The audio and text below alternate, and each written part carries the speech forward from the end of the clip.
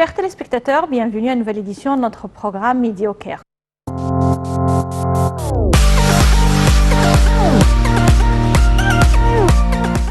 Commençons notre tournée tout de suite avec cette nouvelle. Le président Al-Sisi a signé des lois liées au compte définitif d'un certain nombre d'organes de l'État. Parmi ces organes figure l'Agence égyptienne de réglementation des services publics d'électricité et de la protection des consommateurs, Égypte ERA, avec un budget final d'environ 117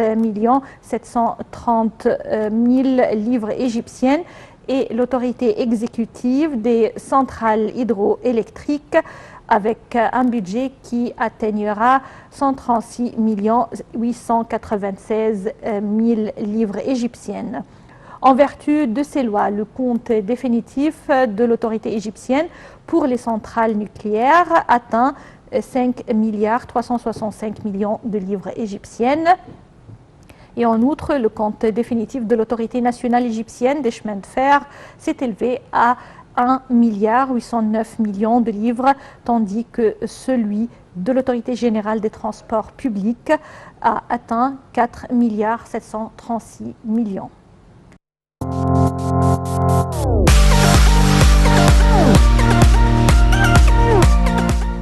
Le président Abdel Fattah el-Sisi a fait l'éloge des relations distinguées entre l'Égypte et l'Espagne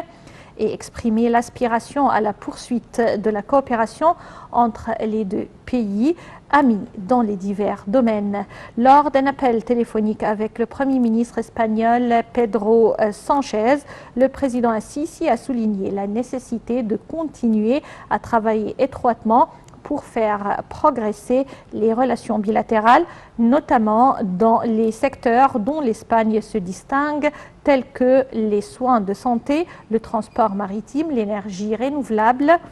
et le tourisme, ainsi que pour encourager les entreprises espagnoles à tirer parti des opportunités d'investissement disponibles en Égypte, en particulier dans les grands projets nationaux. Pour sa part, M. Sánchez a affirmé la profondeur des liens d'amitié unissant les deux pays et confirmé la volonté de l'Espagne de poursuivre la coordination avec l'Égypte.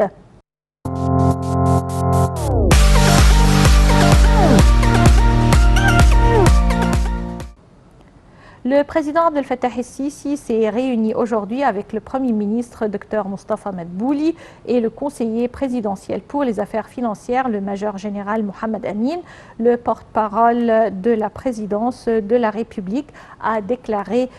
que la réunion a porté sur la présentation du plan général du parc des collines d'El Fostot. Et pour plus de détails concernant ce projet et cette réunion, un commentaire signé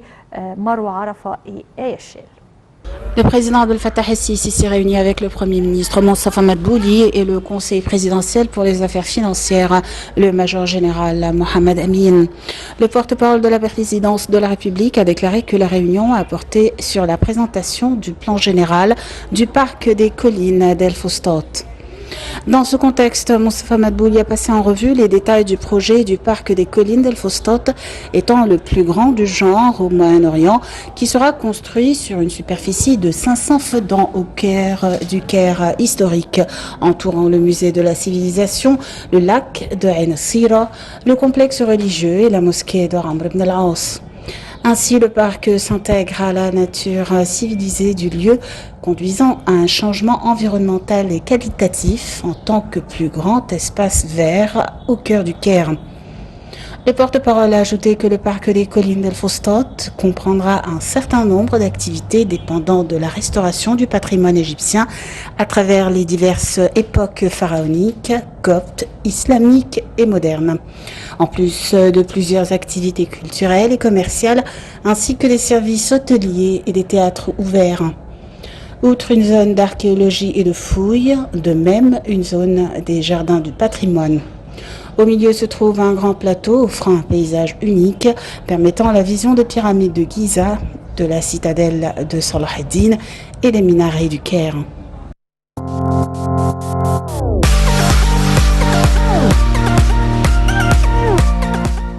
Le président Abdel Fattah el-Sisi s'est réuni avec le Premier ministre Dr Mostafa Madbouli et le ministre des Transports, le lieutenant général Kamel Al-Waziri. Le porte-parole présidentiel a déclaré que la réunion a porté sur le suivi de la position exécutive des projets du ministère des Transports, notamment en ce qui concerne le développement des routes et des axes au niveau de la République, ainsi que celui des chemins de fer, des ports maritimes. Les détails dans ce commentaire. Le président Abdel Fattah el-Sisi s'est réuni avec le Premier ministre Mostafa Madbouli et le ministre des Transports, le lieutenant général Kamel El-Wazir. Le porte-parole présidentiel a déclaré que la réunion a porté sur le suivi de la position exécutive et des projets du ministère des Transports, notamment en ce qui concerne le développement des routes et des axes au niveau de la République, ainsi que celui des chemins de fer et des ports maritimes. Le ministre des Transports a passé en revue les étapes de la mise en œuvre du système de transport intelligent sur les axes et les autoroutes, dont la première phase comprend un total de 7 routes d'une longueur de 1187 km. Ainsi, Monsieur le Président a dirigé d'achever rapidement cette phase, tout en commençant à mettre en œuvre la deuxième, en comprenant 14 routes d'une longueur d'environ 100 000 km, afin d'appliquer les normes de sécurité et de sûreté les plus élevées sur les routes et les axes, de préserver la santé et la sécurité des citoyens, de fournir des services modernes et de leur doter de toutes les données relatives aux méthodes utilisées. De même, on a passé en revue les efforts de développement de la Raukad entourant le Caire à travers son extension et l'augmentation de son efficacité, ainsi que la mise en place de nouveaux axes de circulation qui incluent tous les services afin de les relier aux communautés urbaines des deux côtés de la route. Ce sont l'axe d'El Marioteya qui reliera la Raukad, le périphérique central et la Raukad régionale, ce qui desservira les villages de Giza et de la Haute-Égypte, ainsi que les zones touristiques d'El Haram, Saqqara, et Mitrahina, en plus de l'axe El Ghezayr qui servira les habitants de Ma'adi et d'El Bassatine, comprenant l'aménagement de la zone des ateliers sous la rocade, ainsi que l'axe El Merg qui servira les quartiers d'El Khoussous, El Merg, El Khamka et Abu Zabal.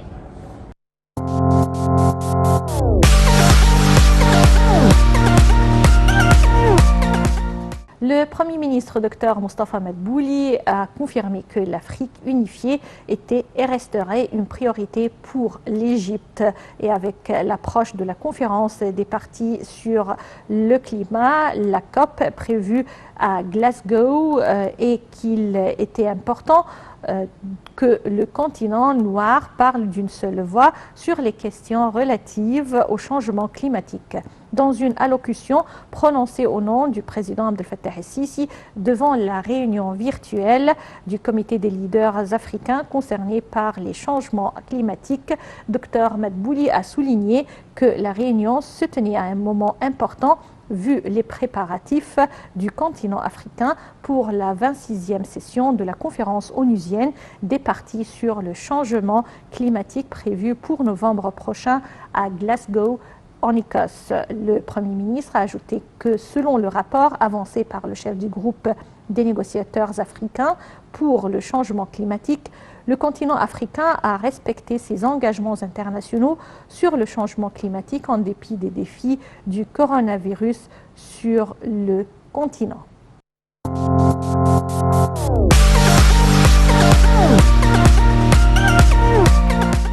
Le président Abdel Fattah el-Sisi a mis en demeure de promouvoir le rôle du secteur privé à titre de partenaire clé du développement économique dans la prochaine période et d'aplanir tout obstacle qui entrave cet objectif. C'est lors d'une réunion avec le Premier ministre Dr Mostafa Madbouli et le ministre des Finances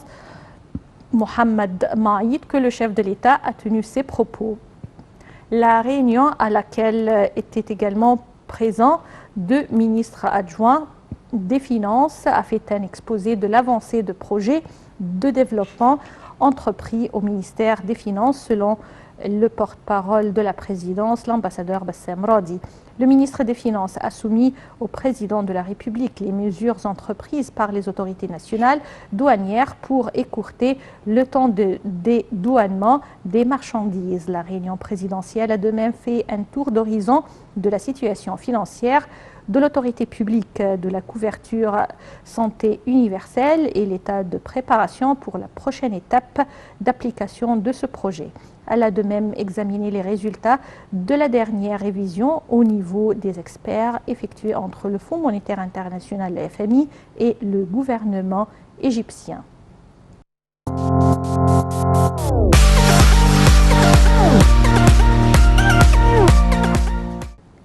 Les relations franco-égyptiennes sont profondes, solides et connaissent un grand essor à la lumière de l'harmonie et également coordination entre les leaders des deux pays, impactant de la sorte les aspects de la coopération économique dans tous les secteurs et rendant la France un partenaire incontournable pour l'Égypte avec la croissance du volume de ses investissements. C'est ce qu'a affirmé le Premier ministre Dr Mostafa Madbouli. Le chef du gouvernement a passé en revue les projets de coopération entre les deux pays lors d'une réunion en présence des ministres et responsables concernés en vue de s'accorder sur des projets à réaliser dans la période à venir, insistant sur le soutien de l'État au climat d'affaires en vue d'attirer plus d'investissements étrangers, augmenter les pistes à explorer et également en Égypte partant des directives du président Abdel Fattah al-Sisi. La réunion a porté sur les projets avancés par les ministères et présentés par la ministre de la Coopération internationale Rania Al-Machot, englobant les secteurs de l'électricité, l'énergie, le transport, le commerce de gros, le logement, le drainage sanitaire et l'aviation, selon les déclarations du porte-parole du Conseil des ministres, Nader Saad.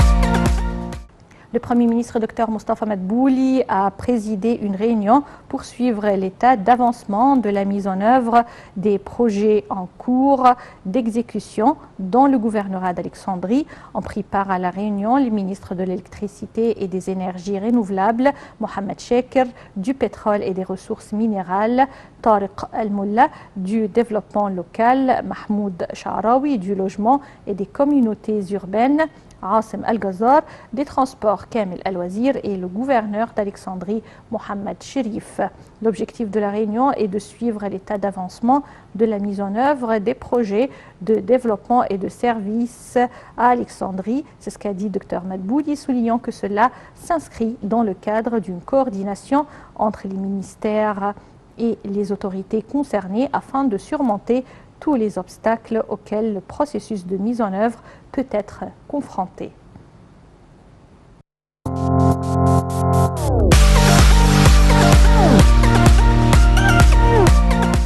Plus de 600 milliards de livres égyptiennes seront fournis pour la mise sur place du projet national du développement de la campagne égyptienne au cours des 3 à 4 prochaines années. Et c'est conformément aux directives présidentielles de jeter les bases d'un développement global et durable dans les différents gouvernorats et de contribuer à améliorer les conditions de la vie des citoyens. C'est ce qu'a déclaré le ministre des Finances, Mohamed Maït, dans un communiqué publié par le ministère des Finances. Dr Maït a mis l'accent sur l'importance du projet national du développement de la campagne égyptienne, notant que 75 milliards de livres égyptiennes seraient consacrés à la réalisation de l'initiative Vie décente dans les villages. Le chef du Trésor public et de la monnaie, Hossein Khedr, a annoncé l'émission de 10 millions de pièces de monnaie d'une livre et 5 millions de pièces de 50 piastres, portant le slogan « Une vie décente » et c'est en reconnaissance des efforts déployés par l'État dans le projet du développement des villages ruraux égyptiens dans le but de changer radicalement la réalité des villages.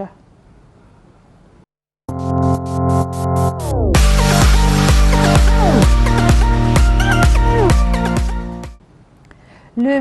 ministre des Finances, Mohamed Maït, a indiqué que l'Égypte s'apprêtait à émettre le premier certificat d'investissement conforme à la charia après l'aval par le Parlement de la loi des soukouks souverains.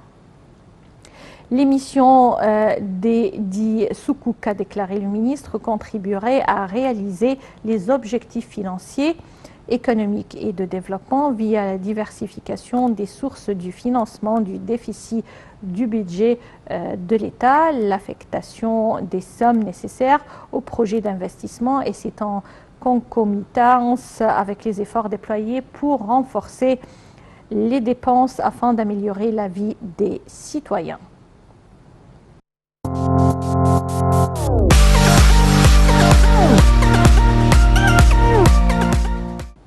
La ministre de la Planification et du Développement économique, Dr Hela Saïd, s'est entretenue avec l'ambassadeur de l'Union européenne au Caire, Christian Burger, et la délégation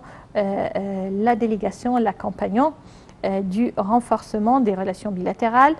et cela également pour indiquer l'accroissement des investissements dans le capital humain, surtout les secteurs de l'enseignement et de la santé, qui figuraient parmi les éléments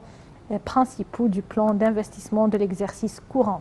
Dr Hela Saïd a passé en revue les répercussions du coronavirus sur l'économie égyptienne, la stratégie anticipée adoptée par l'Égypte pour traiter cette crise, soulignant les mesures entreprises par le gouvernement pour alléger l'impact négatif de cette pandémie sur les catégories les plus démunies.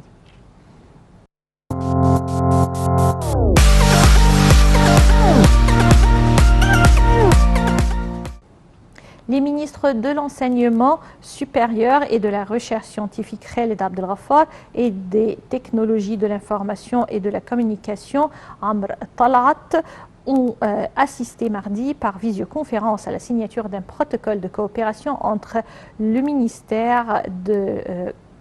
l'information et l'université de Zakazir visant à créer un centre égyptien de créativité numérique pour développer les compétences des jeunes cadres de l'université et du gouvernorat de Sharqiya et les former conformément aux exigences du marché du travail local et mondial en matière de la technologie et de l'entrepreneuriat. Dans un communiqué, M. Abdelghaffar a salué la coopération du ministère pour créer des centres de créativité numérique dans les universités égyptiennes, affirmant que ceux-ci contribuaient directement à faire connaître les derniers développements de technologie et de l'information et leur spécialisation ainsi que les compétences requises.